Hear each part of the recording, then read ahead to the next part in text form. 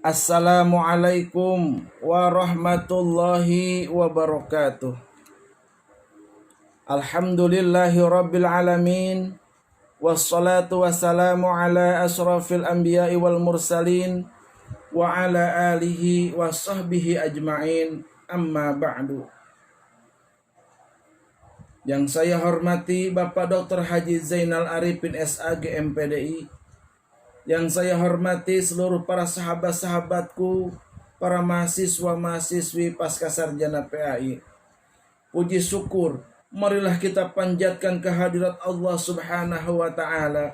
Allah yang senantiasa melimpahkan nikmatnya kepada kita semua, yakni nikmat iman, nikmat Islam, dan juga nikmat sehat jasmani dan rohani. Salawat beserta salam semoga Allah limpah curahkan ke junjungan kita semua, yakni Habibana wa Nabiyana wa Maulana Muhammad sallallahu alaihi wasallam, juga kepada keluarganya, kepada para sahabat-sahabatnya, dan juga kepada kita selaku umatnya hingga yaumil akhir nanti. Amin ya Allah ya Rabbal Alamin. Hadirin yang Allah muliakan, Allah Subhanahu wa Ta'ala akan selalu dekat dengan hambanya. Sebagaimana Rasulullah Sallallahu Alaihi Wasallam pernah bersabda, siapa yang ingin mengetahui kedudukannya di sisi Allah, maka hendaknya memperhatikan bagaimana kedudukan Allah di dalam hatinya.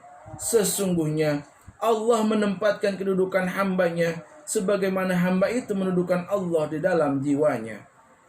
Dalam sebuah hadis riwayat Abdullah bin Bishr, Nabi Shallallahu Alaihi Wasallam berpesan kepada seseorang yang bertanya kepadanya, wahai Rasulullah, tuntunan dan syarat Islam telah banyak diturunkan dan saya merasa berat. Karena itu, kabarkanlah kepada saya suatu amalan yang ringkas, tetapi dapat mencukupkan amal ibadahku. Rasulullah Shallallahu Alaihi Wasallam pun menjawab, hendaknya engkau selalu berzikir kepada Allah.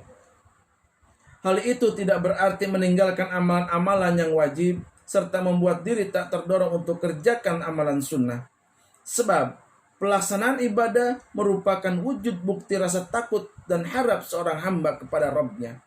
Sebagai contoh, Allah Subhanahu wa Ta'ala memberi pahala berkali-kali lipat bagi mereka yang sholat berjamaah jika dibandingkan sholat sendirian.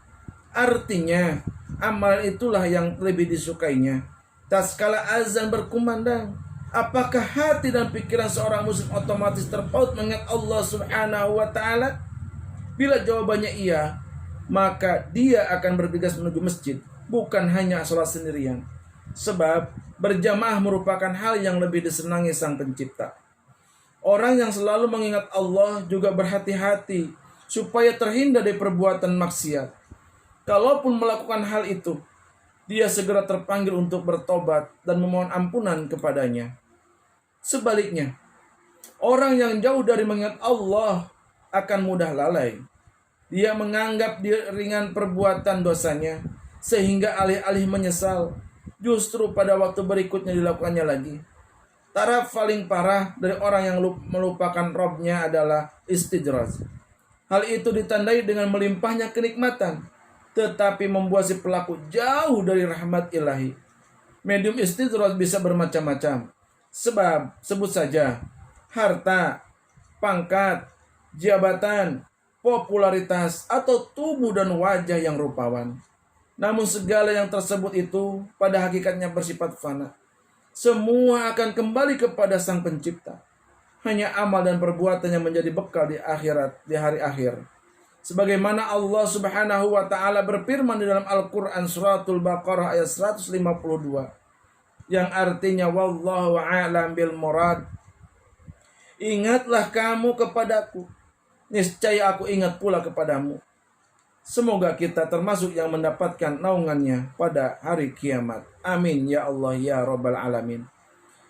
Dan Allah Subhanahu wa Ta'ala berfirman di dalam Al-Quran suratul An-Nahl ayat 128, A'udzu billahi minasy syaithanir rajim. Bismillahirrahmanirrahim.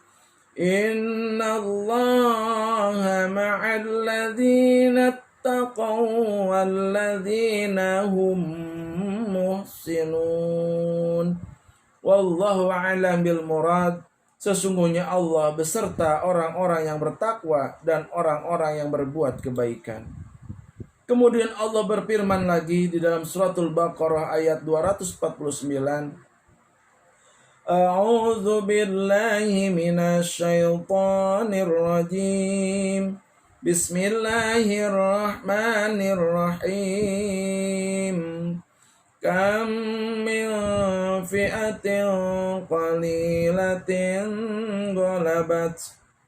ghalabat fi'atan katsiratan bi'idnillahi wallahu ma'as sabirin. Artinya, wallahu a'lam bil murad.